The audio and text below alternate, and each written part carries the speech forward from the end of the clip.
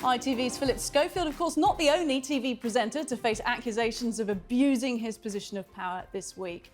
It has also been reported that Channel 4 have parted ways with Escape to the Chateau's Dick and Angel. Insiders claiming the pair were rude and bullying towards production staff. The leaked audio of one encounter they had, pretty damning. Take a listen.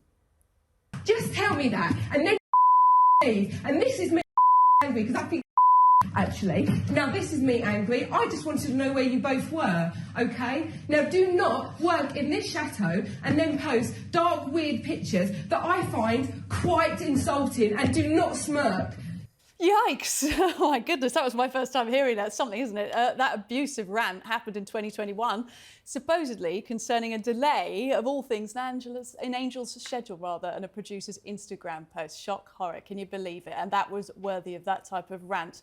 Now, of course, even the BBC have had to deal with fallouts of their own. Most recently, Greg Wallace quitting his show Inside the Factory for allegedly offending women on set. So, is TV institutionally toxic? Debating this, we've got the Showbiz on Sunday editor at The Sun on Sunday, Hannah Hope, in the studio with us. Lovely to see Hannah.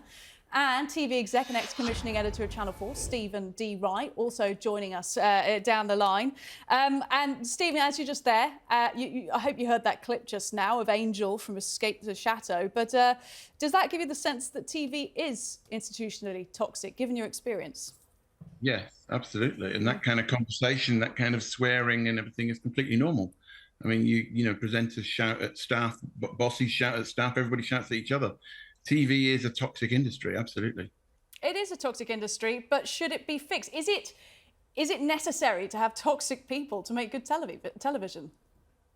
There's £1 million question, it really is. I mean, these people don't start off as monsters, they become monsters the way TV enables them. You know, this is the problem with TV. You start to put people, presenters mainly, on a pedestal, and then you have a kind of, you know, hundreds of acolytes running around saying yes to their every whim. It doesn't take long for somebody to go a bit mad with power and all that sort of narcissism and glory and add fame into the mix, and suddenly you've got a very sort of explosive sort of thing. And of course, people in TV behind the scenes are constantly trying to keep that toxicity from going onto screen. You know, this is why the whole This Morning scandal is so shocking to the viewers, because it all seems to be lovely and friendly and warm and sunny, but in actual fact, it's, you know, riven. You know, it's a viper's nest, basically.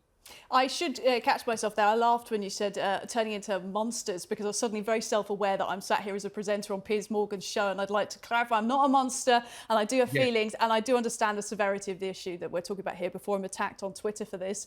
I'd like to think I'm not a monster. I'm going to come to Holly in the studio, to Hannah in the studio, because you were nodding along vigorously there when you were hearing about sort of the toxicity of presenters and their acolytes. Stephen made some very good points. Presenters are celebrated in such a way with inflated egos and paychecks. They almost do become monsters. I mean, I've seen many a diva struck behind the scenes on several different channels, but in the age of social media and camera phones, there is no real behind the scenes anymore. And cancel culture is rife, as we are very well aware on this channel. So I do wonder if that behaviour is becoming less and less acceptable.